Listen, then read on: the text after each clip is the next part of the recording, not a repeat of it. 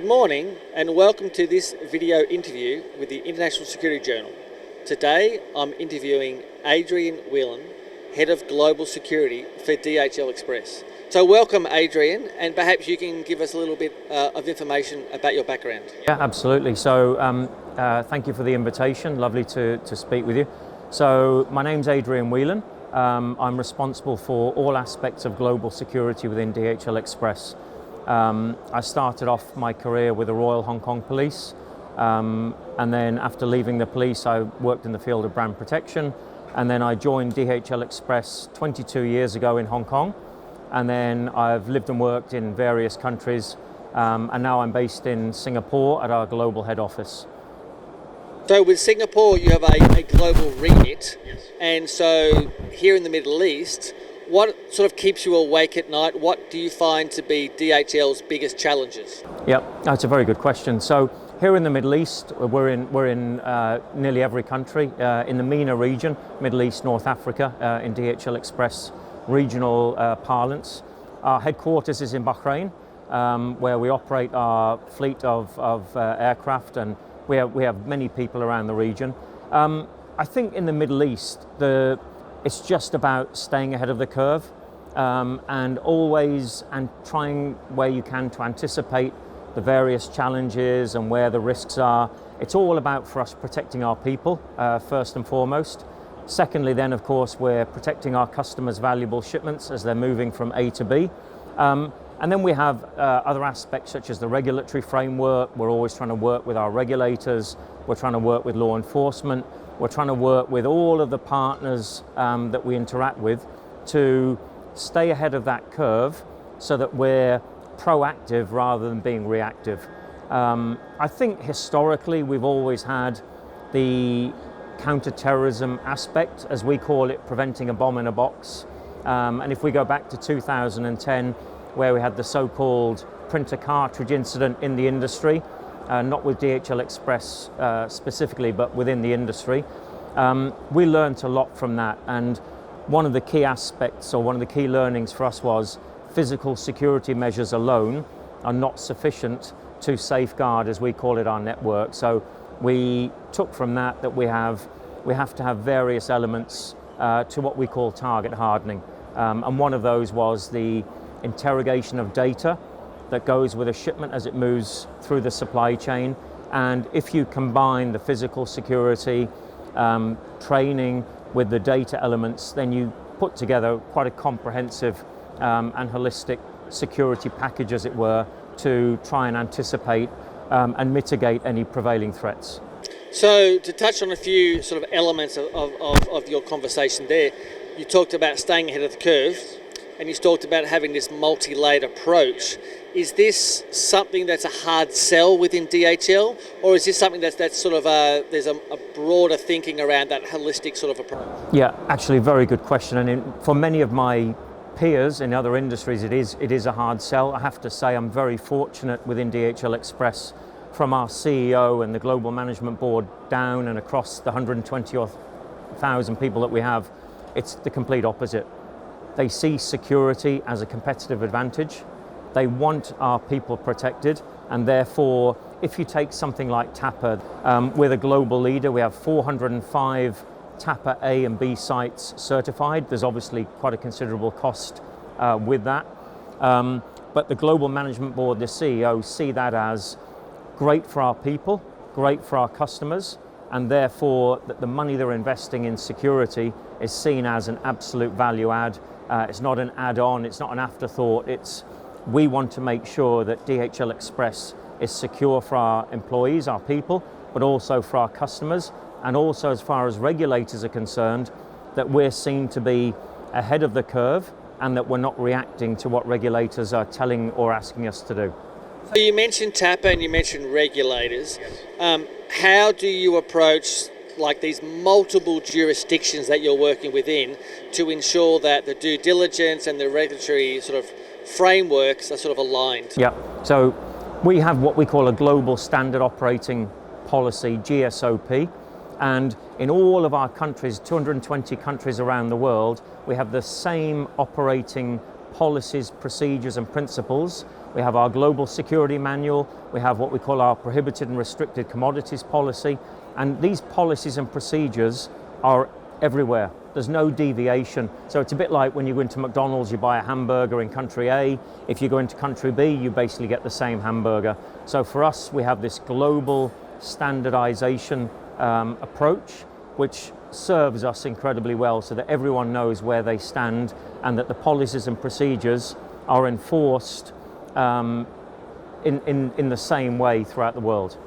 So when we talk about global policies and procedures and a global security sort of approach, when we start looking at chemicals of interest and dangerous goods and the different, I guess, regulations, air, land and sea, how do you kind of approach that from a security angle? Yeah, honestly, it can be quite a challenge because this is a very technical area. So we employ obviously our specialists in this field.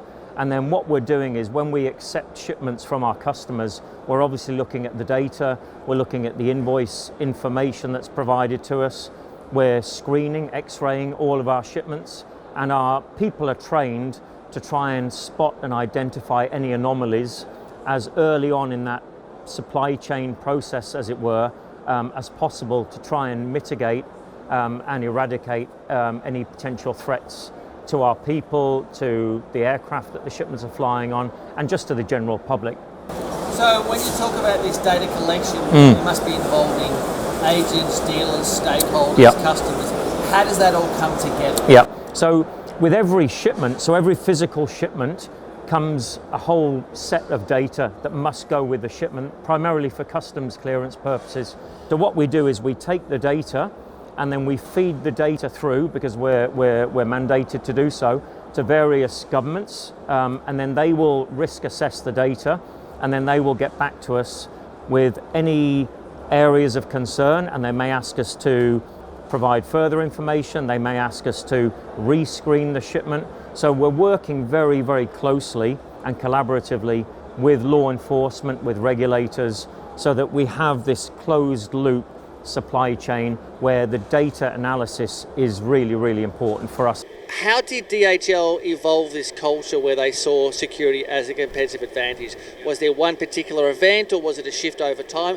How did you end up with this amazing approach? Okay, so if I go back to when I first joined DHL Express, I joined in Asia Pacific, in Hong Kong actually, and when we were implementing our physical security measures, one of the areas that I looked at was how can we implement physical security measures, procedural security measures, the 4Ds, deter, detect, delay, deny, so that whole target hardening approach, and how can we get that audited independently so that we can get a little bit of in-company sort of competition, as it were, which was one aspect.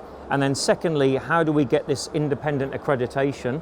So when TAPA was being formed in Asia, this was like our eureka moment, because it just seemed to serve us well. And when we were moving high-value semiconductors at the time around, we were securing our supply chain, we were getting the independent accreditation, and then for a bit of fun, countries wanted to get the most TAPA certified facilities. So it was just it just worked well back in the day, and we've continued on for 20 odd years, and then we reached our 400th TAPA certified site just a few months ago. Started a great initiative. How do you keep the momentum going? How do you keep people interested in this commitment to security? Yeah, it's a very good question. So momentum is really important, and that as we say, complacency can never become an option. So we're always trying to stay on our toes. So we consider ourselves good, and we consider it a journey from good to great. So we're probably between good and very good, but we've got to get to great. That's our mantra. And in order to do that, you must innovate, and you must be looking at all the technological aspects that are out there, all of the ways you can do things better, faster, more efficiently. So for example, remote screening. By that I mean, instead of a traditional X-ray operator sitting at the X-ray, now we're doing remote monitoring. And in fact, in Australia, we're looking at doing, within the continent, the X-ray, the screeners sitting in one particular location, but they can screen shipments in Melbourne, in Sydney, in Perth, in Darwin. And with that, we believe that we're getting economies of scale. We're getting the central core team, very experienced, very professional. And when we looked at COVID and we saw the challenges with recruiting people, this was again an opportunity for us to sort of take a fresh look at how can we do things differently, better, and therefore remote screening and using the new equipment that we're buying, which is obviously state of the art, and it allows for that remote screening opportunity. That's just one example. What are you looking for in the future to have that innovation and drive further, I guess, efficiencies and effectiveness? Absolutely. So if I take a simple scenario of if somebody reports a shipment is missing, okay, so a customer says my shipment didn't arrive, the normal approach for us is we have the airway bill number, the tracking number that people use, and then we historically would go through our CCTV systems at origin, transit and destination to sort of manually search for that shipment. Look at the CCTV, did it arrive in point B and point C? Now what we're doing is we're automatically capturing when we scan a shipment, we have about 17 checkpoints as a shipment goes from A to B. We automatically capture the CCTV as we scan the shipment. So now when we key in the waybill number, all of the associated CCTV imagery comes up automatically on one screen. So we're not having to spend hours plowing through CCTV archives. We're now getting in one sort of key entry, we're getting all of the images in one stroke. Quite a sophisticated system. Yes. How did you achieve selling that internally? Yeah. Okay. There was no sell required. Everyone knew that this was just a win-win. It was a no-brainer. I mean, instead of, the security department sitting there tracking this stuff for hours on end, but more importantly, it's about the customer. Everything for us is about the customer.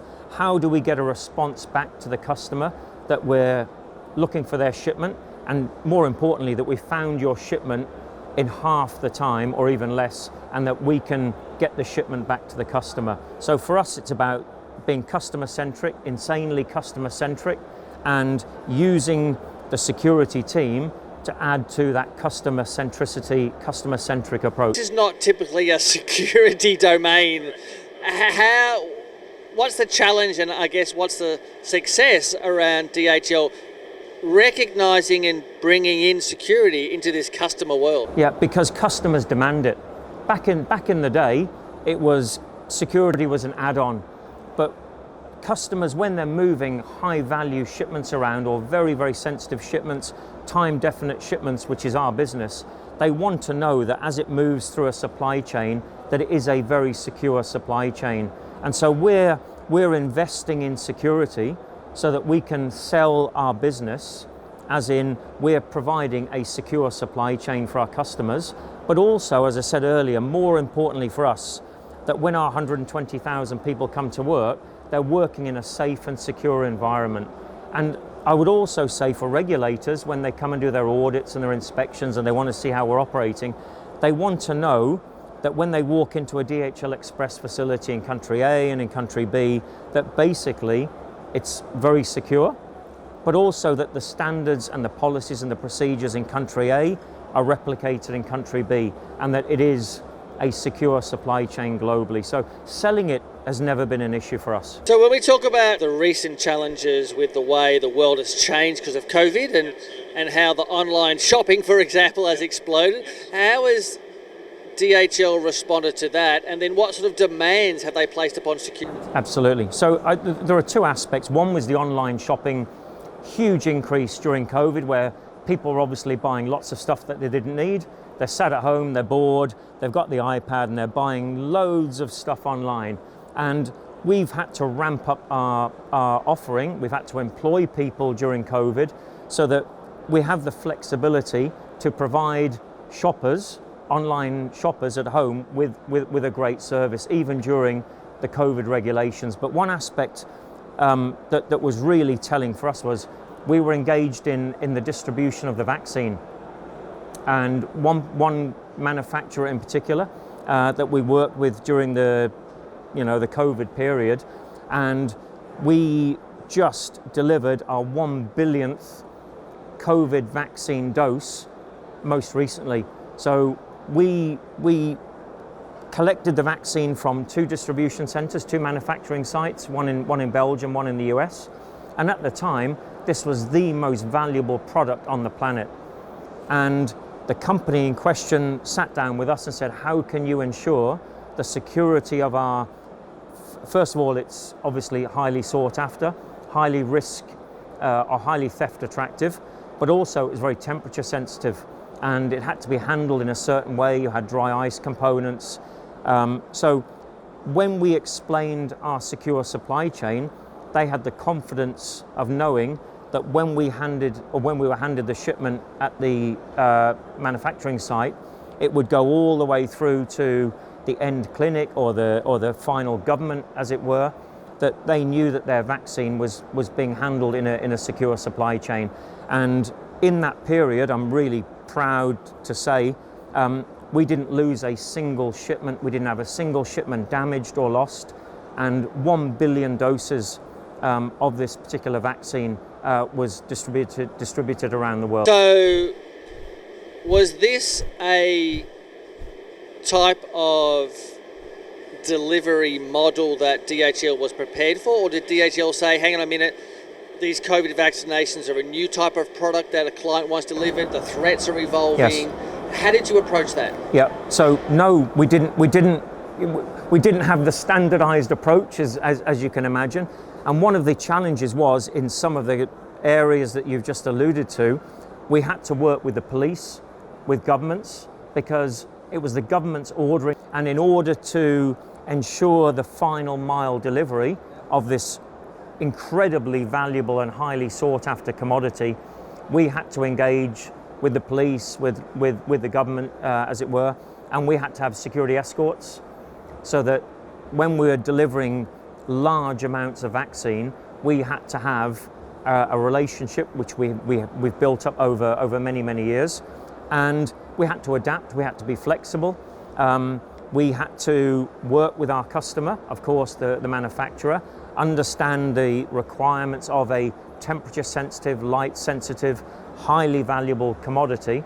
And there was a bit of, as we say, noodling at the beginning, which there has to be, but we're adaptable, we're flexible, we operate in 220 countries, we're used to challenges, we're used to working under difficult and challenging circumstances. So yeah, it wasn't a this is what you do.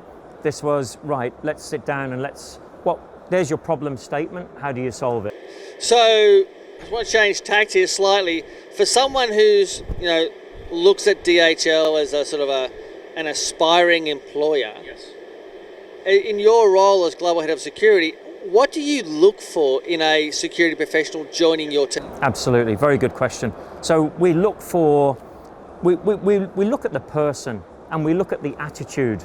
And first of all, and I say this when I interview people, I say there are 2 aspects. One, are you suitable for us? But secondly, are we suitable for you? Because we're a very fast-moving, dynamic organization. We demand a lot, but we provide an incredibly good environment for people to work in.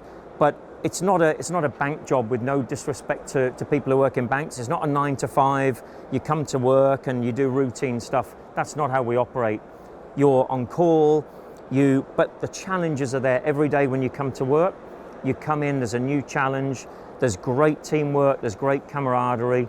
We've just been voted the great place to work, #1 for the 2nd year running.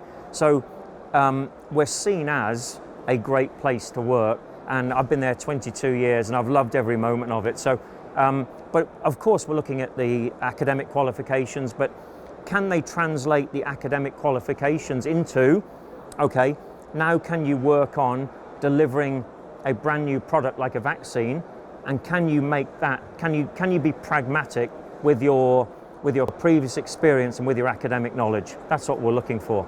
Look, thank you very much for your time today, Adrian. Pleasure. It's been absolutely fascinating. Thank you. And have a great show. Thank you. I look forward to catching up with you again soon. Thank you very much. Thanks. Thank you. Thank you.